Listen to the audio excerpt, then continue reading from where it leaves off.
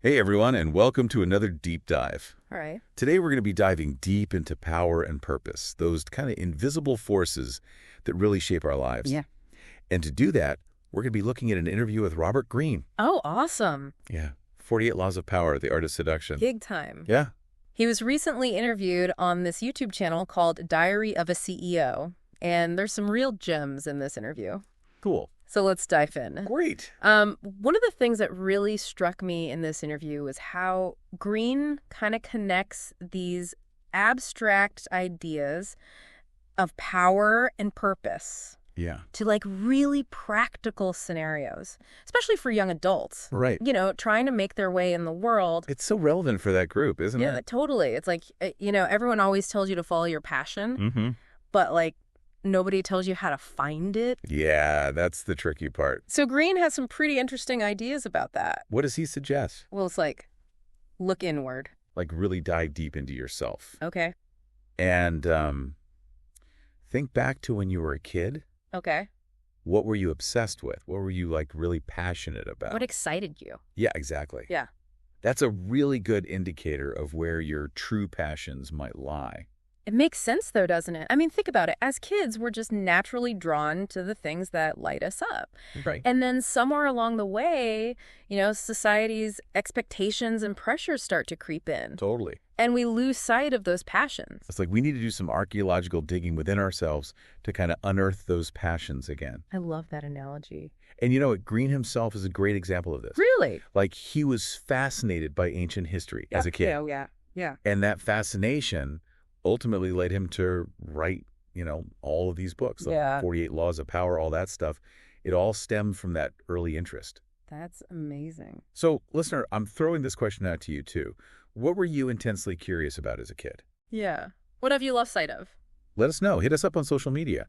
And another thing that Greene really challenges us on is this idea of planning versus action. Okay. He argues that over-planning can actually be a form of procrastination. Really? It's a way of avoiding putting ourselves out there and risking failure. Okay, so he's saying, like, instead of spending months crafting the perfect plan, just get started. Exactly. Like, even if it's messy. Yep. Embrace those early stumbles as learning experiences, because each failure brings you closer to refining your approach. Yeah. You're mastering those skills that really matter. That's a good point. We can get so caught up in trying to make everything perfect that we never actually get started. It's classic analysis paralysis. And then we end up feeling even more stuck. Totally. So what's the antidote to that? Just take action. Yeah, just start. And speaking of skills, Greene is a big advocate for focus, especially in the early stages of your career. Okay, focus. He says, hone a few key skills to a level of mastery, Okay. rather than trying to be a jack of all trades. Yeah, that makes sense, especially in today's world where there are so many options. So many distractions. It's easy to get caught up in the shiny object syndrome Totally. and spread yourself too thin. So true. Greene actually even suggests choosing a lower-paying job Really? if it means gaining more hands-on experience Oh, wow. and developing those crucial skills that will really set you apart. So it's not just about working hard. It's about working smart Yeah, strategically choosing where to invest your energy. to maximize those skill-building returns. Makes you think, doesn't it? It does. It makes me wonder, what are your superpowers? That's a good question. Listener, what are those skills that make you truly shine? Yeah, how can you hone those to a razor's edge? That's a good one for self-reflection. Now, Greene also throws in a word of caution about the pursuit of success. Okay. He warns that chasing money and fame can actually become a destructive obsession, Oh, interesting. ultimately leading to a downfall. Okay, can you give an example? Yeah, he actually uses the example of Dov Charney, Dove Charney. the founder of American Apparel, Right. whose relentless pursuit of expansion ironically led to the company's collapse. Wow, that's a sobering thought. It is, isn't it? It makes you wonder, what are we truly striving for? Exactly. Is it external validation Mm-hmm. or something deeper, something more aligned with our values? That's the big question, isn't it? It is. And it ties into this idea of the allure of possibility, the endless daydreaming about what if. Right. Greene argues that real growth comes from confronting limits and resistance head on.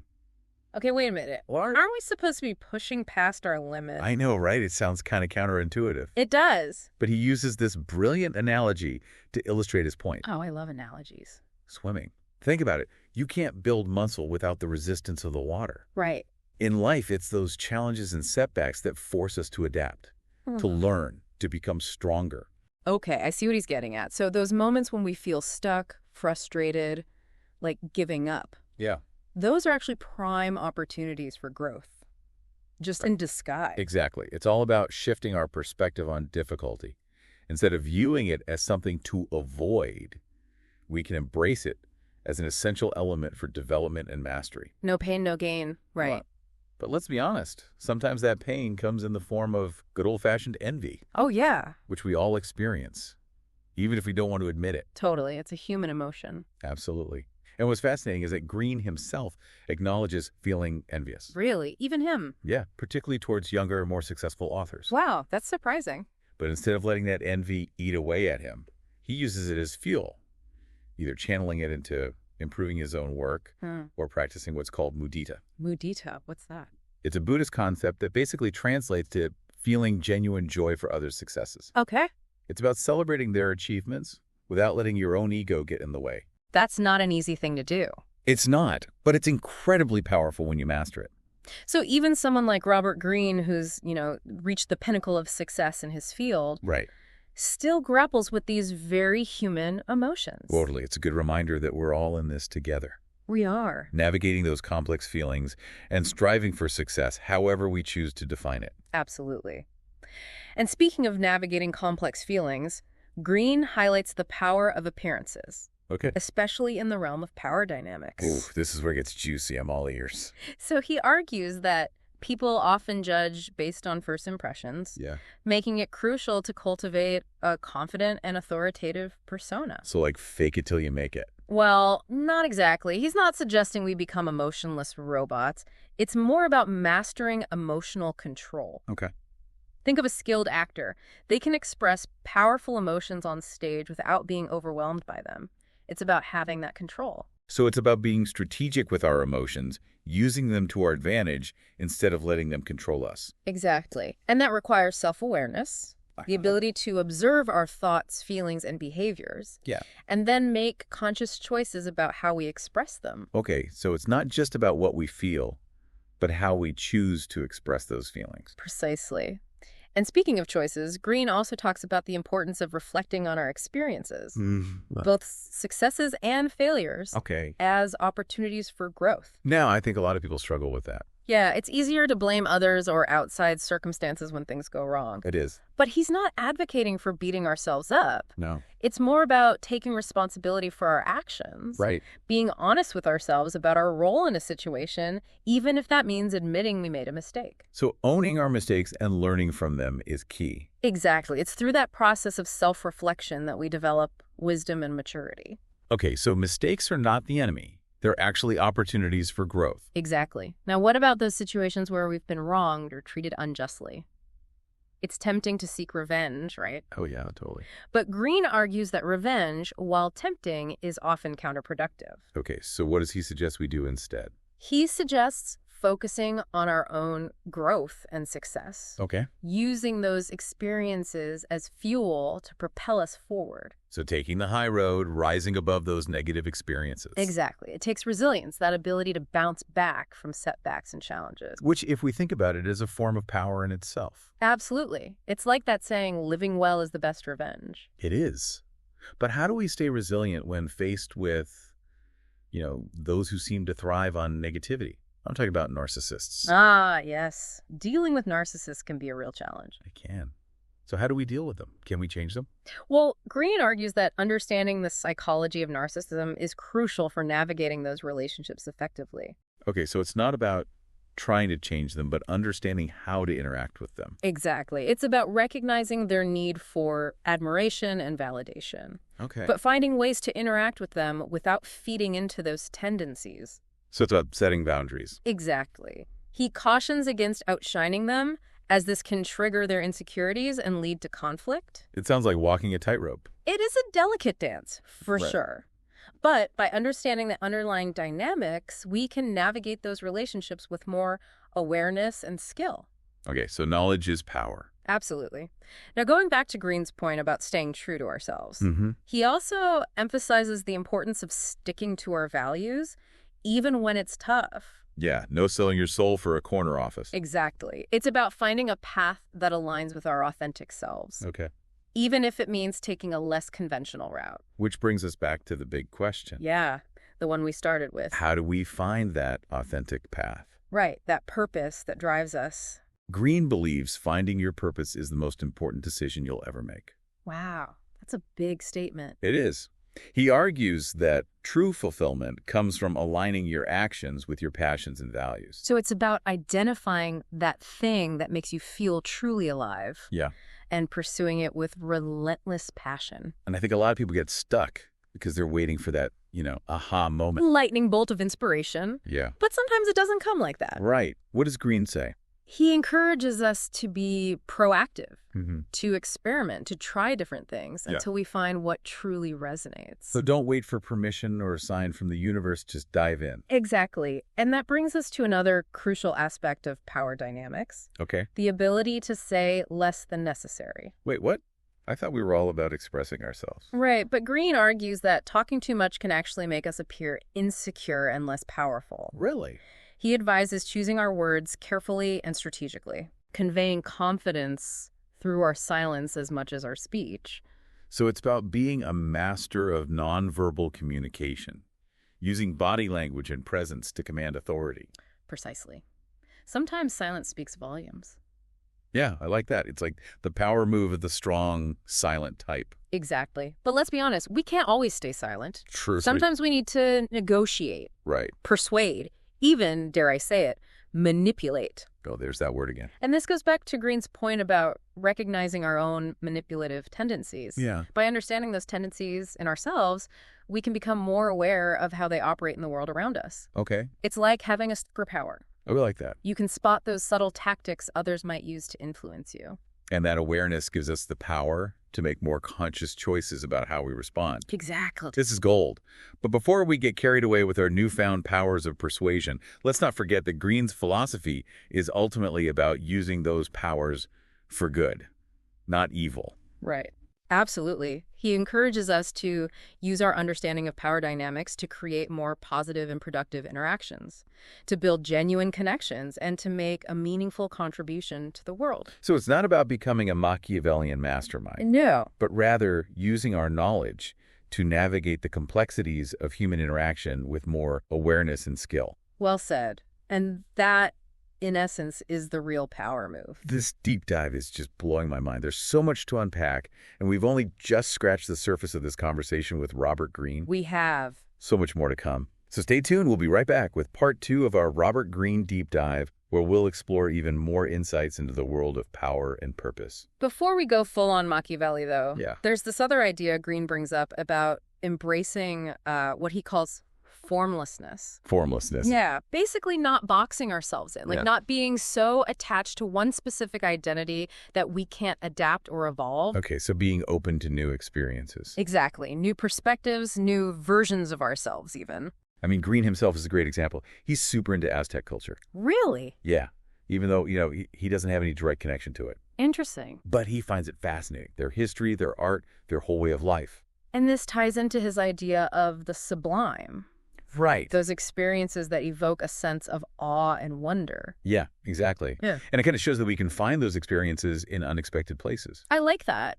So it's not just about, achieving some grand goal or whatever. Hmm. It's about being open to those moments of awe and wonder wherever we find them.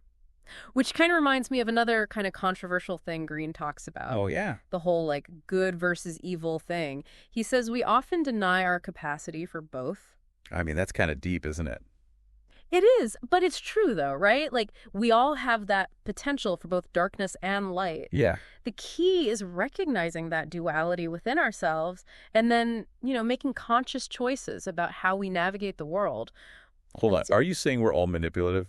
It's not about being intentionally malicious. Right. It's more like recognizing those tendencies are part of the human experience. I guess. Think about it. Have you ever been in a situation where you kind of had to use your powers of persuasion to get what you wanted? I know I have. Okay. Yeah. Maybe. But isn't that different from, like, full-on manipulation? The point isn't to judge ourselves or others, it's more about awareness. And speaking of awareness, Greene also emphasizes emotional intelligence, Oh, yeah, that's a big one. especially when it comes to navigating power dynamics. Right. But isn't expressing your emotions, like, authentic? Should we really be trying to control them? He's not saying we should become robots. Yeah. It's more about channeling those emotions effectively.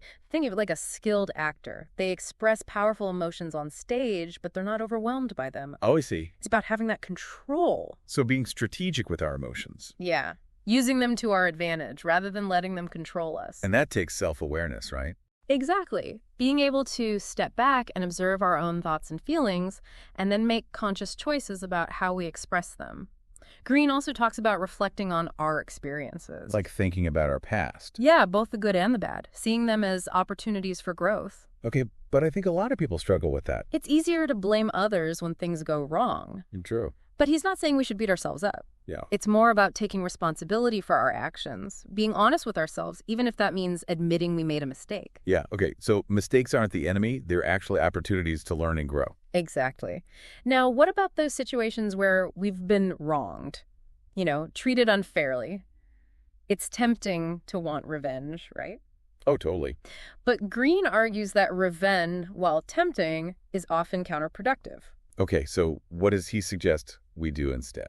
Just, like, let it go. He suggests focusing on our own growth and success, No. using those negative experiences as fuel to move forward. Like, it's almost like living well is the best revenge. Yeah, it is.